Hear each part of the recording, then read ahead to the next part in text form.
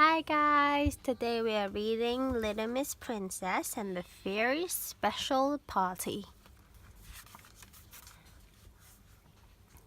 Little Miss Helpful had heard it was a very special occasion. It was a royal occasion.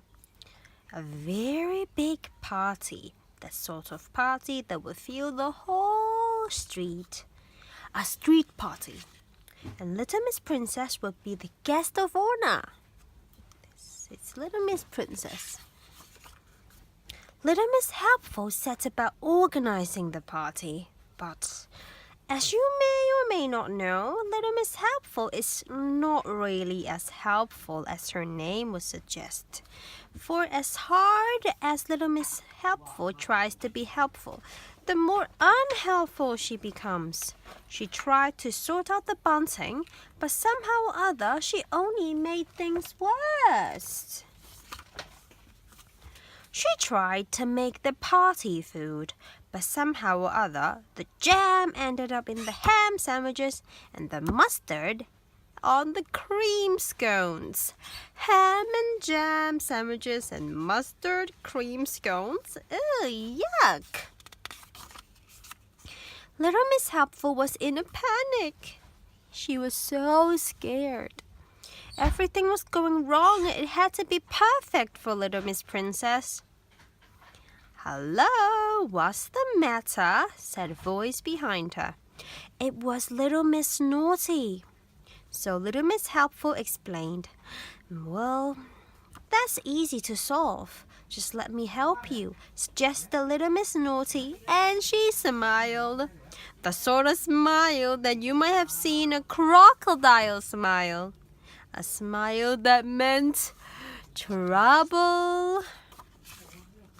But it seemed to Little Miss Helpful that for once, Little Miss Naughty was being very good and helpful.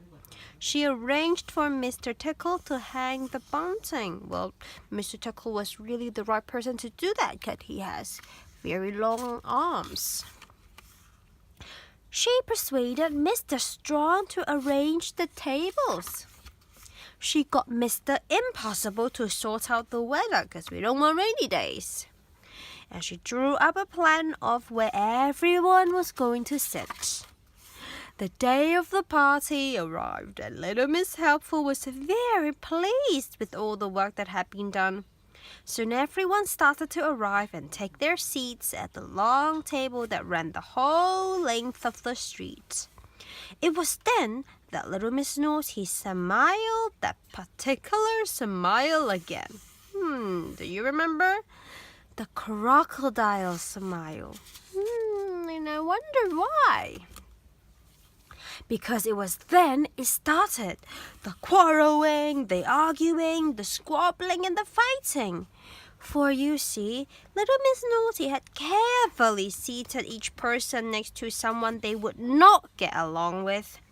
She had seated Mr. Messy next to Little Miss Neat, Mr. Mean next to Mr. Uppity, Little Miss Chatterbox next to Mr. Quiet, Mr. Clumsy next to Mr. Fussy, and poor Little Miss Shy next to Mr. Rude. It was a total disaster. There was lots of shouting and somebody threw a cream scone. Little Miss Helpful did not know what to do. The guest of honor, Little Miss Princess, was about to arrive at any moment. It was then that Little Miss Helpful had a brainwave. "Stop!" she yelled at the top of her voice. "It's time for a game of musical chairs." The music started and the guests danced around the table. When the music stopped, everyone dived for the nearest chair. Little Miss Neat found she was sitting next to Mr. Fussy. Mr. Messy was beside Mr. Clumsy. Little Miss Chatterbox was next to Mr. Noisy. Mr. Uppity was next to Mr. Rude. And Little Miss Shy found herself next to Mr. Quiet. Suddenly, everyone was happy. And just in time, because at that moment, Little Miss Princess arrived to a fanfare of trumpets. Boom, boom, boom, boom. With a corgi. How cute. The party had changed in an instant. Everyone was having a wonderful time. And here's little Miss Princess.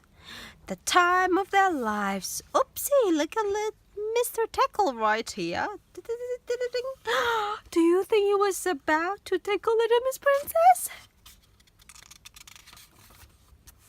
Everyone, that is, except for little Miss Naughty. Little Miss Helpful had one more job for her. The washing up, 'cause she was too naughty. Poor little Miss Naughty.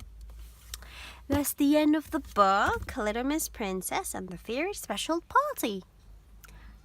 Until next time, bye.